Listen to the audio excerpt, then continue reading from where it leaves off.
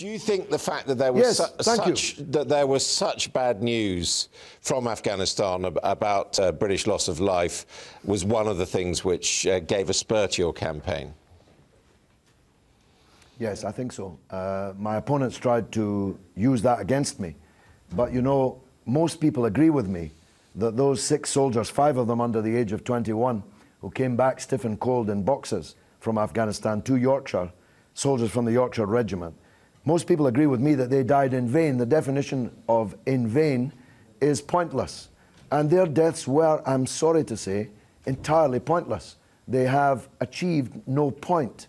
The war will end on the same terms it could have ended last week or last year or any year in the last 10 years.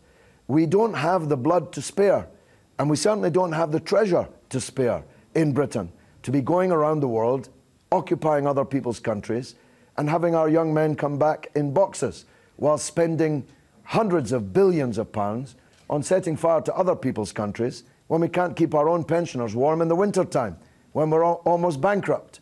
So I think one of the lessons of yesterday's election result is that Britain wants out of Afghanistan. And that's, of course, one of the points I'll be pressing when I return to the House of Commons when it reopens, God willing.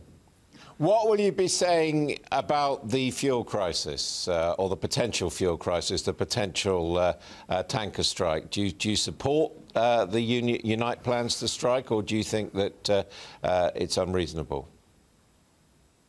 No, I absolutely support trade union action to defend the wages and conditions of their members. That's what trade unions exist to do.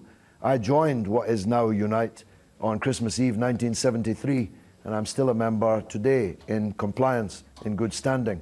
So I'm certainly not going to be like some Labour MPs and turn against the organisation I've been in since I was a teenager. So I think that the Unite members have every right to defend their wages and conditions. The union should support them, and the party to which the union gives a very large sum of money every year should really do a bit more supporting them too.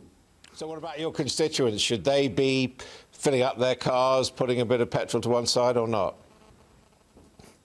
I can assure you they are. At Morrison's there's a queue even longer than there was outside some of the polling stations yesterday. They are doing so. Of course, strikes inconvenience people, because people's labour is important, and when they withdraw it, it's missed.